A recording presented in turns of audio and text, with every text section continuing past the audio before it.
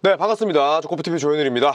자, 스테픈 커리가 NBA 또 연봉을 갱신했습니다. 무려 830억 원의 사나이가 됐는데요. 자, 스테픈 커리는 이로써 골든스테이트 워리어스에서 은퇴할 가능성이 높아졌습니다. 자, 커리가 워리어스와 1년 계약을 맺었습니다. 저도 어제 NBA 앱을 통해서 새벽에 또 이 속보가 들어온 걸 보고 정말 대단하다 이런 생각이 들었는데, 자, 어제 이야기대로 골든스테이트 워리어스가 스테픈 커리와 1년 연장 계약에 합의를 했습니다. 2026-27 시즌까지 이로써 커리는 뛸 수 있게 됐고요. 그리고 62.6mm라는 어마어마한 금액을 받게 됩니다. 자, 62.6mm면 한화로 약 한 830억 정도 됩니다. 830억. 하루에 2억 이상을 벌게 되는 셈인데, 계속해서 스테픈 커리는 현재 연봉 1위에 이름을 올리고 있습니다. 자, 오버 38 룰이라고 있습니다. 오버 38 룰은 38살 이상 넘어가는 선수와 단연 계약을 맺지 못하는 거예요. 자, 이거는 NBA가 구단과 선수 사이에 합의를 해서 꼼수 부리는 걸 막고자 하는 거거든요. 그러니까 예를 들어서 스테픈 커리와 골든스테이트가 예를 들어 3년에 $10,000,000 계약을 맺어요. 그런데 실질적으로 커리는 2년만 뛸 거야. 그러면 2년에 $10,000,000 계약을 맺을 수 있는 걸 3년에 $10,000,000로 그냥 맺어버릴 수도 있는 거죠. 그렇게 되면 매년 샐러리 캡도 구단이 부담해야 되는 그런 부분도 적고, 선수도 내가 표면적으로는 3년에 $10,000,000의 계약을 했지만 실질적으로는 2년만 뛰는 거니까 선수도 사실은 피해를 보는 게 없어지는 거죠. 그렇기 때문에 결국 NBA가 이 꼼수를 막고자 규정을 만들었습니다. 처음부터 오버 38 룰이 있었던 건 아니에요. 처음에는 무려 오버 35 룰이었습니다. 그러니까 35살 이상의 선수들이 연장 계약을 못 맺게끔 했어요. 그러면 선수단은 당연히 선수협회는 반발하죠. 왜 35 이상에 왜 단연 계약을 못 맺는 건데, 이거는 너무 자유를 침해하는 거 아니냐. 그래서 CBA 노사협정을 거쳐서 99년 CBA 때, 99년에 직장 폐쇄 일어났잖아요. 99년 CBA 때 36살로 한 살이 더 늘었습니다. 자, 하지만 또 선수협회는 그 다음에 이야기하죠. 36살 요새 선수들의 수명도 늘어났는데 36살 너무 젊다. 나이를 더 높여달라. 그래서 2017년 노사협정 CBA 때 38살 제한으로 더 완화가 된 겁니다. 그래서 지금까지 또 이르고 있고, 2017년 당시에 룰을 개정하고 나서 처음으로 수혜라고 해야 될까요? 처음으로 그 덕을 본 선수가 바로 크리스 폴이었어요. 그 당시에 이제 CP3가 33살이었는데 33살이었음에도 불구하고 휴스턴과 4년 굉장히 큰 금액의 계약을 맺었었죠. 만약에 기존의 38살이 아니라 그 전 36살 제한이었다면 크리스 폴은 4년 계약을 못 맺는 거죠. 3년만 계약을 맺을 수 있는 겁니다. 그 나이가 차기 전까지만 맺을 수 있으니까.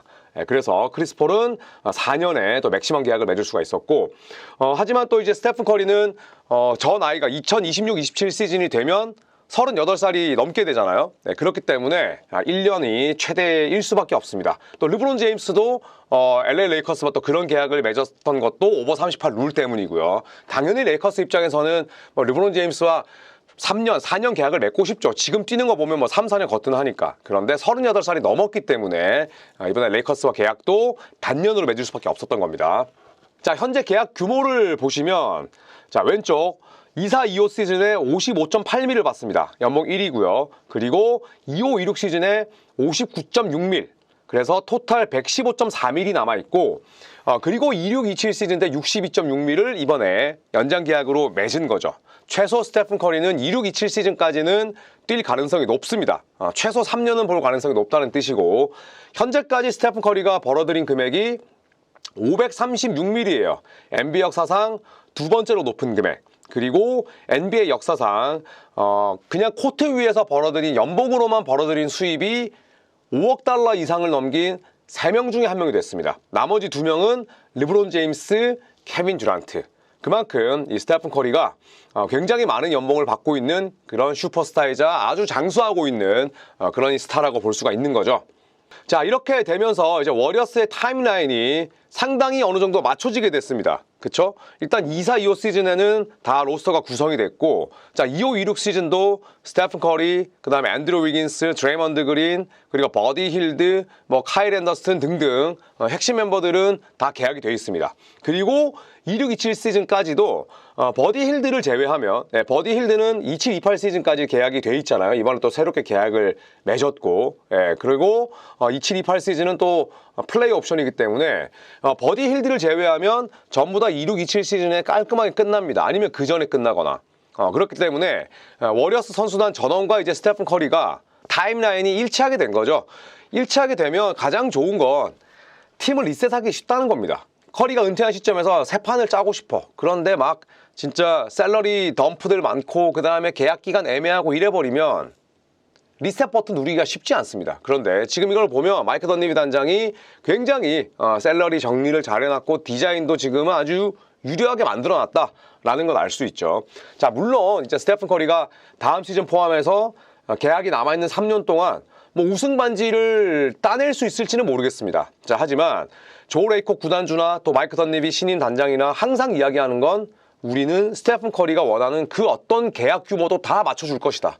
반드시 커리만큼은 골든스테이트 유니폼을 입고 은퇴하게 만들 것이다. 자, 이런 의지로 가득 차 있기 때문에 26-27 시즌에 62.6미를 준 것도 그래, 우리 팀 유니폼 입고 명예롭게 은퇴해라. 다만 당신이 노쇠하고 88년생이라고 해서 우리는 뭐 페이컷을 원하거나 아니면 팀 내 연봉 1위를 내주기 싫다거나 그런 스탠스는 전혀 없다라는 걸 지금 표명한 거나 마찬가지입니다.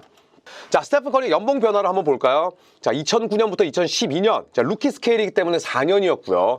또 스테픈 커리는 1라운드 7순위였지만 그 당시에 셀러리 캡은 지금에 비해서는 뭐 굉장히 낮은 편이었습니다. 자, 그렇기 때문에 연평균 금액이 3밀 정도에 불과했어요. 4년에 12밀 정도를 받았습니다. 스테픈 커리의 루키 시즌, 얼굴도 굉장히 앳되죠.